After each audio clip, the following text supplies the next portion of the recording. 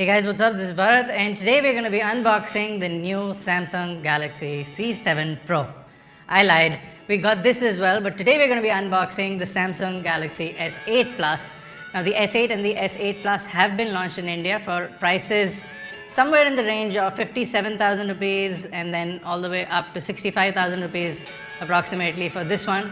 For exact prices, you can go in the description, but if you do buy these phones, if you pre-order them, they're going on sale on the 5th of May, but if you pre-order them, you do get a wireless charger free. If you don't pre-order them, you'll have to pay for that wireless charger. So as you can see, this is the S8 Plus.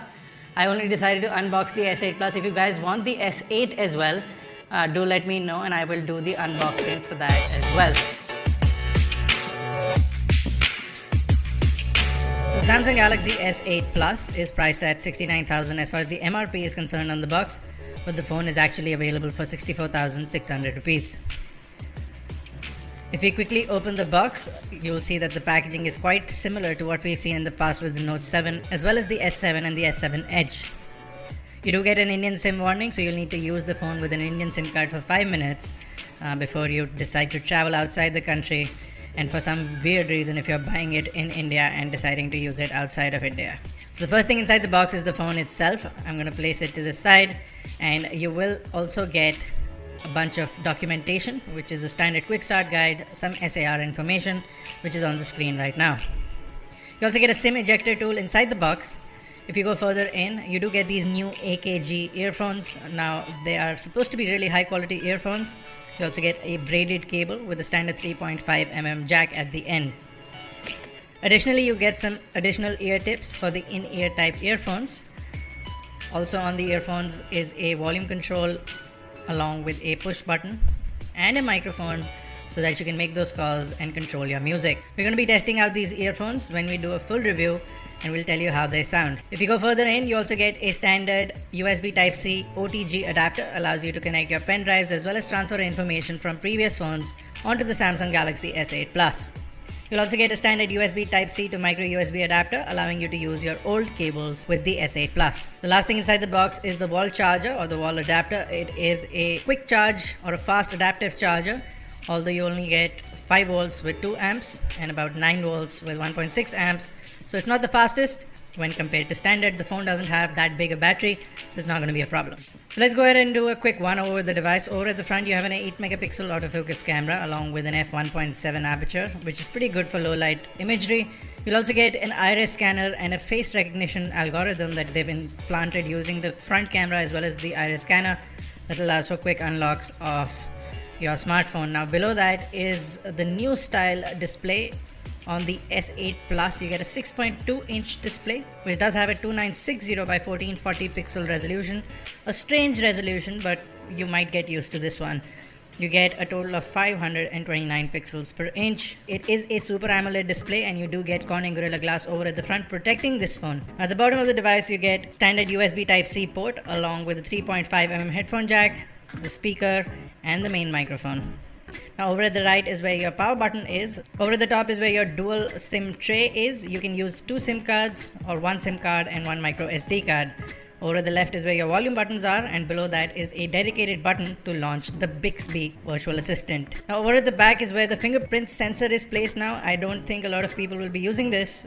The location quite falls in line with the camera, and you might find yourself hitting the 12 megapixel camera with an f1.7 aperture. You do get 4K video recording, and then you also get a heart rate sensor and a LED flash. That's about it. You still get Corning Gorilla Glass 5 on the back, and you have the Samsung logo, and that's about it as far as the exterior of the device is concerned. Interestingly, as expected, the Indian variant of the Samsung Galaxy S8 and the S8 Plus gets the Exynos 8895 octa-core chipset. Inside the device is also 4GB of RAM, 64GB of storage. If you decide to use the SIM2 slot for a micro SD card, you can pop in up to a 256GB card without any issues. The S8 Plus does have a 3500 milliamp hour battery. Now, because the fingerprint sensor sits at the back of the phone, you get a haptic feedback home button placed on the screen, and your navigation keys are also on screen, so you can remap them. You can have the back button on the left finally. If you press down on where the home button is located, from any screen, including while you're watching a video. You'll get a haptic feedback and it'll bring you to the home screen. If you press longer, you also get Google Assistant, which is surprisingly on the phone with the Bixby virtual assistant as well.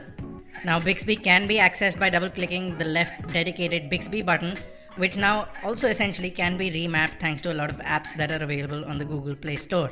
Now, the user experience is quite fast and responsive. The phone does come with a new style of icons and navigation systems, but you get used to them really quickly. If you do play a video on this wide format screen, you will get black bars on the side, but smartly, Samsung does have a floating button that allows you to crop into the video and fit the full screen of the display.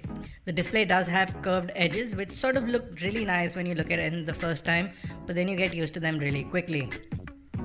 The bezel-less design of the phone looks really great in the hand, and because the phone is quite narrow, it fits really well despite the 6.2-inch screen, but don't expect to be able to use it with one hand only. You also get the always-on display, which will allow you to look at some of your notifications, your time, and also navigate through your currently playing music, which again is a feature that Samsung has had for a while, especially on their Super AMOLED display phones.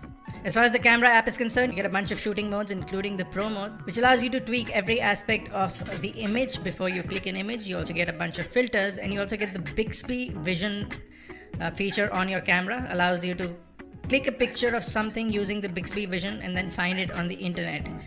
It is in beta testing right now, so once it becomes finally available fully, we'll be able to test it out properly.